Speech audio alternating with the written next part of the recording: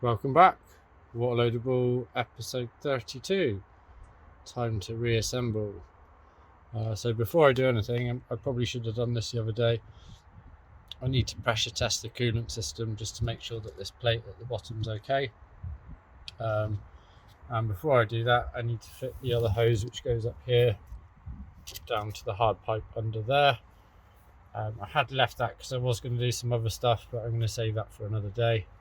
And I also want to replace this clip, I think, with something which I can do up tight. And yeah, then I'll pressure test it. If the pressure test is good, then I'll get the lower intake on.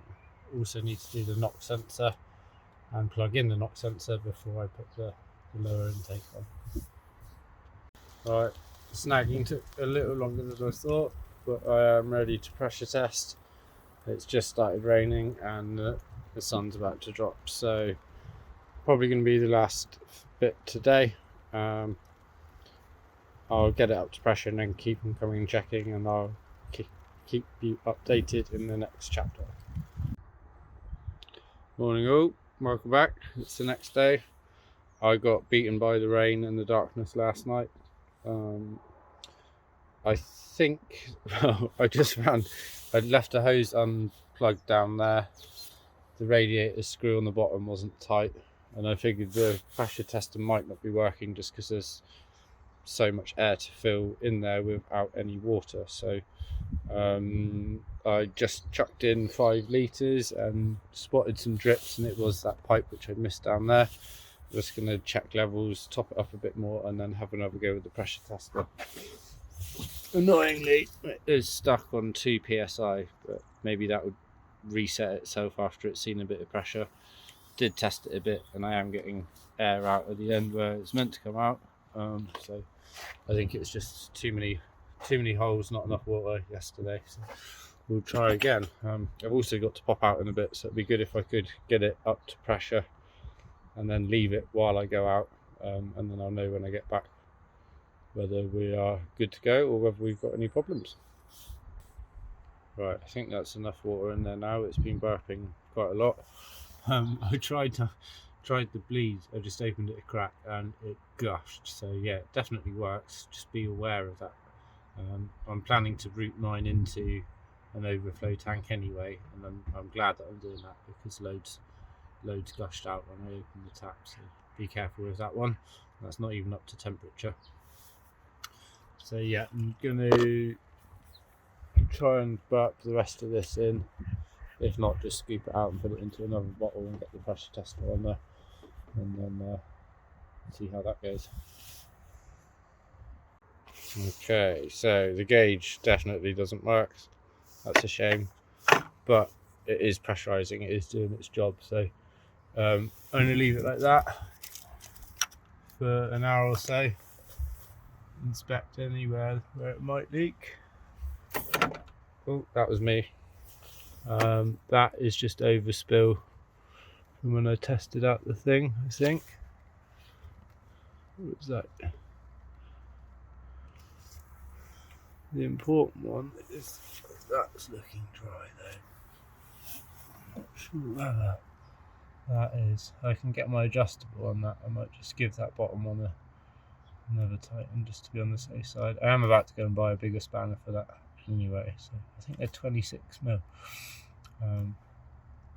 So yeah, I'll dry this as well just so that there's no false alarms. I don't think it's oozing from there. Like I said, when I opened that a minute ago, fountain. So shame I can't get it up and running, but yeah, that's not going to be today. So while I'm waiting before going out, I just thought I'd give it a bit of a scrub. Just used a steel wire brush and a hoover or shop vac, and yeah, before, after, pretty pleased with that. So yeah, gonna do the other side and dry out the valley, get the knock sensor swapped. I'm gonna trim off a lot of this goop just so that it looks neater,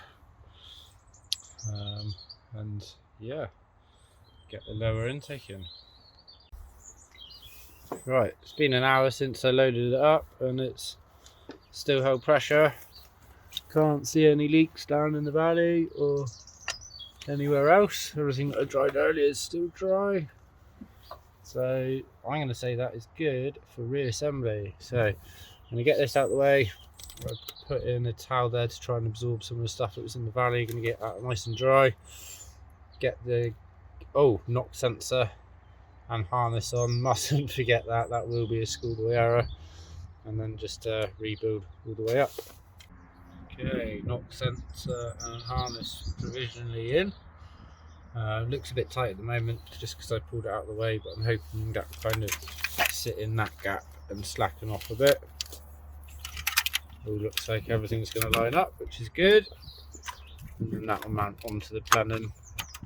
So yeah, I'm going to pull these bags out real carefully and hoover as I go, and then get the new gaskets and the plenum. Not the plenum, but the lower intake. I did a little bit more on that last night, so I'll show you what I've done with that.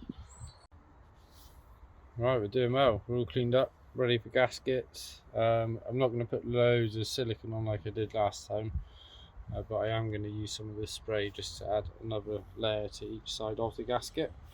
Here's the part number for these. It's the same either side. So I'm going to get these on and then get the inlet on as well. And there's the new ports which I put on last night for a fatter hose than what was on there before. I'm just test fitting and it looks like it could go on either way.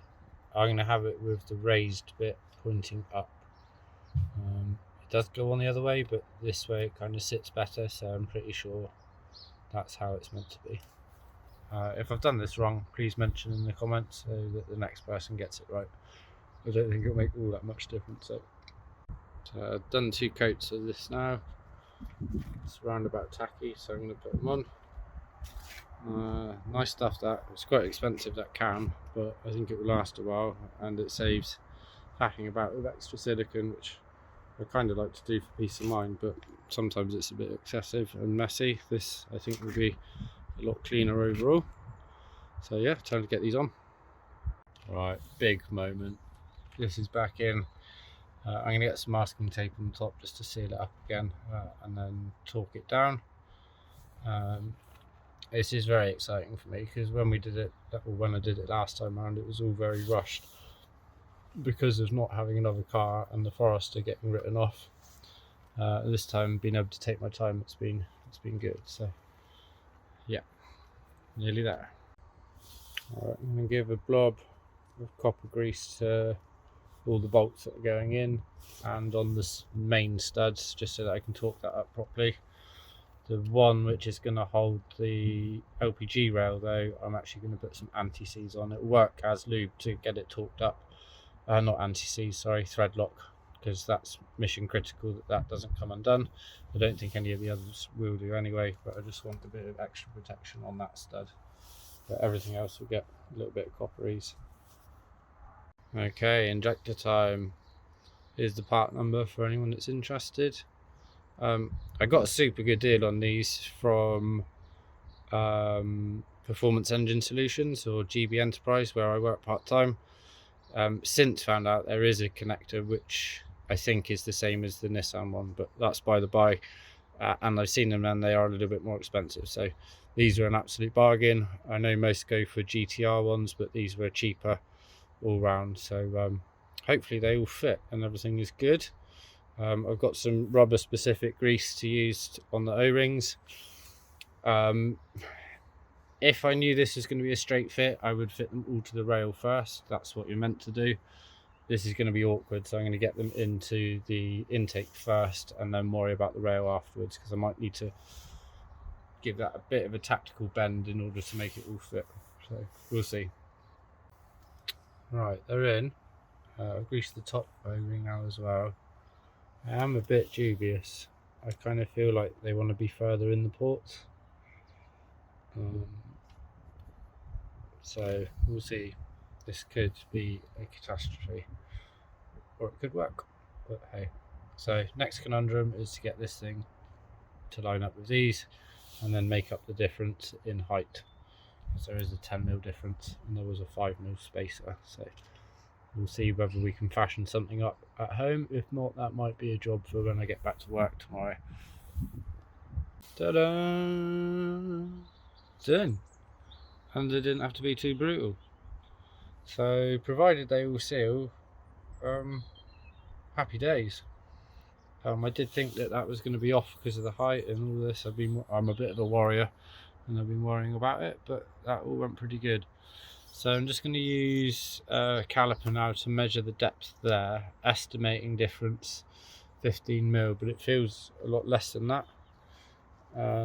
So we'll see what I can get away with. Alright, all seems to be good. This one didn't want to go down, but it is down. I haven't overdone it. I managed to get away without using the nylon spacer. I just used a nut in there, and I think that's actually better than I was expecting. So I guess time will tell. Hopefully nothing will break on me, but all seems good. It's all nice and snug. Hopefully nothing will leak. That's the main thing.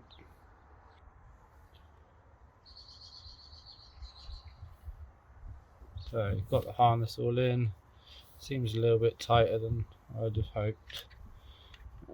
I think I must have lost a bit of length in the knock sensor, because that seems to be what is taking the distance. But yeah, I think this will work. This one here is a bit skew, so that might take a few adjustments. Might wrap it around there, but we'll see. We're looking good. I'm not sure if I showed this a minute ago, but I just found the original injectors that I fitted. So you can see size comparison. We've saved a lot more real estate with these. These are the first ones, BRC yellows, and then I fitted some Hannah ones which are smaller, and then these are smaller again. So yeah, space saving. So just test fitting the plenum at the moment. Like I said previously, this run for cylinder 1 is probably going to be the longest hose run I need to do, so I just wanted to test fit that. I've cut that to length. I'm going to stop for lunch now. I'm just going to make sure that I can use that length on every other cylinder, and if I can, that's what I'll cut them all to length, and then just hide any slack underneath. But I can already tell that's shorter than how I had it before, so I think that's all good. I might have looked. I don't think I can make that much better, so yeah, I think that's good. So there's my length of hose so far. That actually measures 30cm, which is quite a lot longer than I wanted it to be. So I'm actually going to pull this out and shuffle it along to the next bolt hole, and then see whether I can get all covered then, because that's just too long. Got a feeling this is going to be in the way though, but we'll see. A bit of shuffling. I've moved them back down this way again. I think I saved nearly 5cm, but probably not that much. So I'm going to take the bracket off and try mounting it with the bolt through here, just to see whether I can save a bit more and still reach everywhere, because that would be ideal. There is a thing which comes in here which might be in the way, but that usually goes on the standoff anyway. So yeah, it might be that we have to work around the injectors. Alright, I've done every combination now. I've got it down to 25cm. Yeah, I've tried it over here, I've shuffled it on the bracket, and that's where it's going. So I know that that's going to be long enough for all of those. I'm just going to take the plenum off now and check that this length will be okay for all the nozzles and injectors on that side. If it is, then I'll cut all of these to length and start getting those attached. I think we can make it work on this side as well. Going to be a bit of a pigtail, but I don't think it'll be too bad. Just going to check the others for length, make sure that they're alright, and then start chopping.